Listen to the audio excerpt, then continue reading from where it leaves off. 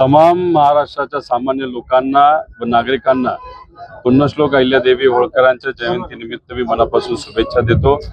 पुण्यश्लोक अहिल्यादेवी होळकरांचं कार्य हे फार मोठं होतं। त्या काळामध्ये मंदिरं असतील, लोकांचं विकास काम असेल, महिला सबलीकरण असेल, या सर्व कामांवर तिथं पुण्यश्लोक अहिल्यादेवी होळकरांनी खूप मोठ्या प्रमाणात त्या ठिकाणी काम केलेलं आहे। आज इथं बघितलं, मी असेल, खासदार साहेब लंके भाऊ असतील, आम्ही दोघं इथं आल्यानंतर पुण्यश्लोक अहिल्यादेवी होळकरांच्या समोर आणि त्यांच्या कार्यासमोर आम्ही नतमस्तक झालो। पण एक गोष्ट मात्र त्या ठिकाणी आम्हाला खटकली, पुण्यश्लोक अहिल्यादेवी होळकरांच्या इथं जी काही म्युझिक सिस्टम लावलेली आहे तिथं दोन वेगळ्या आमदारांची गाणं लावली गेली आणि काही कार्यकर्त्यांच्या खांद्यावर काही आमदार नाचत होते। एकतर एवढं पवित्र ठिकाण, या पवित्र ठिकाणाचा इथं आल्यानंतर एकच जल्लोष पाहिजे, तो म्हणजे पुण्यश्लोक अहिल्यादेवी होळकरांचा विजय असो। पण त्याच्या व्यतिरिक्त इथं राजकीय गाणी लावली गेली, हे बघून अतिशय नागरिक म्हणून मला मनापासून वाईट वाटलं।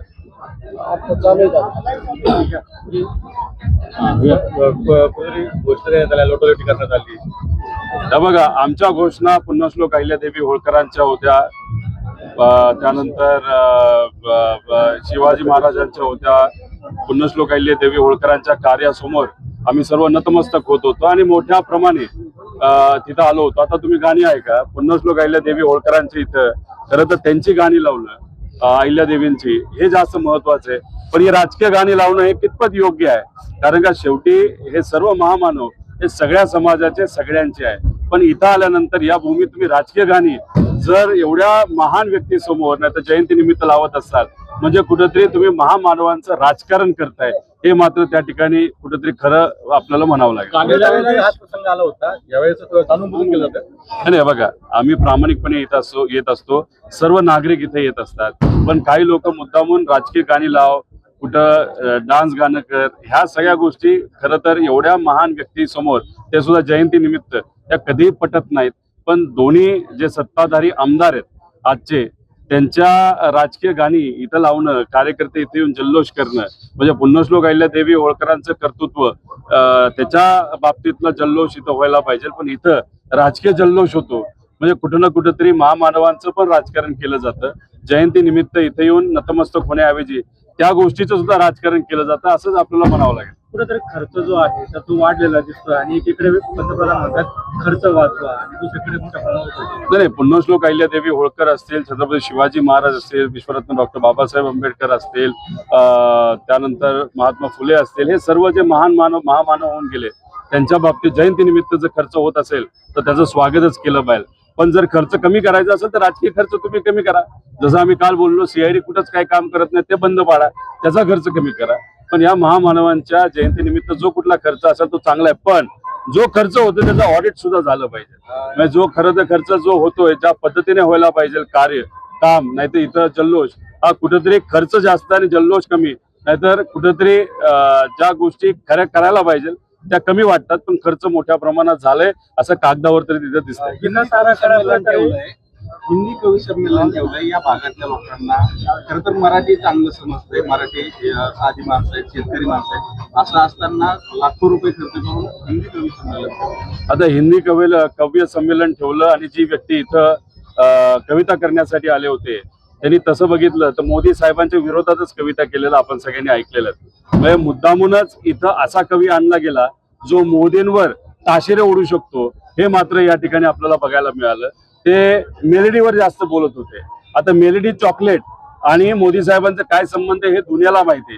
म्हणजे एका पवित्र ठिकाणी कार्यक्रम होत असताना आध्यात्मिक कार्यक्रम घेणं, आता पुण्यश्लोक अहिल्यादेवी होळकरांचं कार्य सांगणाऱ्या गोष्टी घेण्यापेक्षा कवी संमेलन तुम्ही घेता आणि कवी सुद्धा इथं येऊन मोदी साहेबांचेच कुठेतरी तिथं खिल्ली उडवतात, हे मात्र या ठिकाणी आपल्याला बघावं लागलं।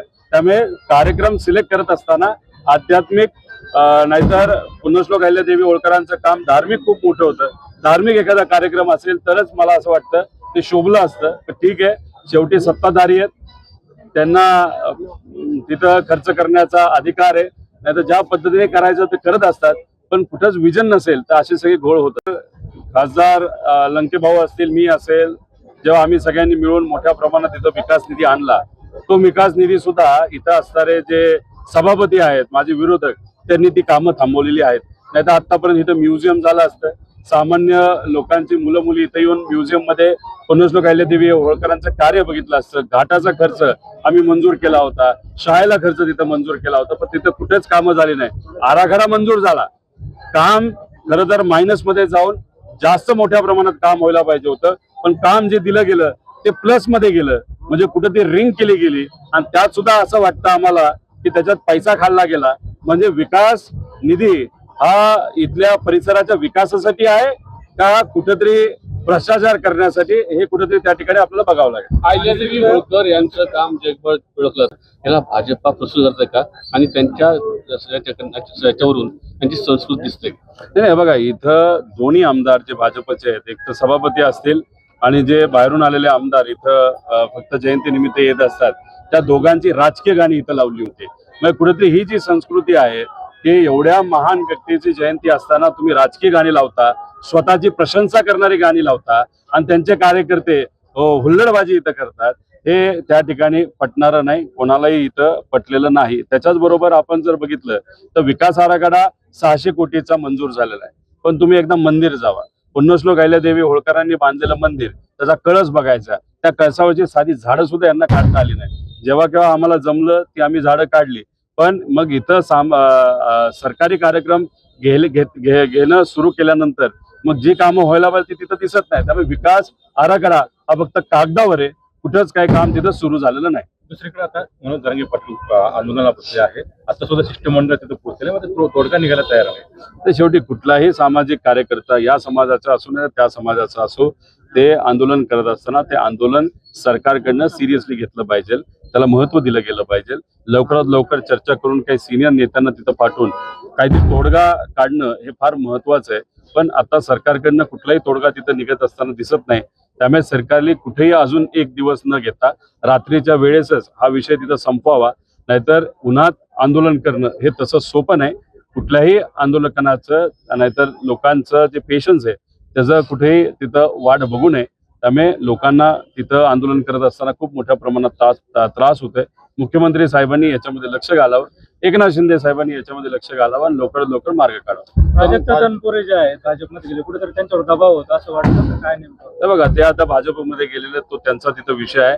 आम्ही सर्वजण, मी असेल, लंकेभाऊ असेल आणि इतरही सर्व जे कोणी लोक आहेत, लोकांना विश्वासात घेऊन आज रस्त्यावरची लढाई आम्ही लढत आहोत. आम्ही आमच्या तलवारी मॅन करून बसलेलो नाही, तलवाऱ्या घेतलेल्या आहेत, पण ते कोणासाठी घेतले तर सामान्य लोकांसाठी घेतलेलं आहे आणि त्या पद्धतीने आम्ही तिथं लढत राहू. शेवटी भूमिका घेणं, लढणं हे सगळ्यांनाच जमतं असं नाही. ज्यांना जमतं ते लढतात, ज्यांना जमत नाही ते दुसरीकडे जाऊन त्या ठिकाणी शरणागती पत्करतात असं आपल्याला म्हणावं लागेल. त्यांना ईडीची क्लीन चिट जी आहे तर ती पण भेटली होती, ज्या वेळेला त्यांनी राहुरीतून माघार घेतली होती पोटनिवडणुकीतून. कुठेतरी मग दबावाच वाटतं असं वाटतंय. बघा, आता शेवटी तो तिथं विषय आहे. शेवटी विकासासाठी सगळं करत राहिलो, पण सामान्य लोकांसाठी कोण लढणार? त्यामुळे आज आम्ही जी भूमिका घेत आहोत सामान्य लोकांच्या बाजूची आहे. यामध्ये टोपेंचंही नाव येते, काय चर्चा झाली आहे? तसं काही नाही, नुसतं नावच येते, ती फक्त चर्चा आहे, त्याला काही तथ्य नाही.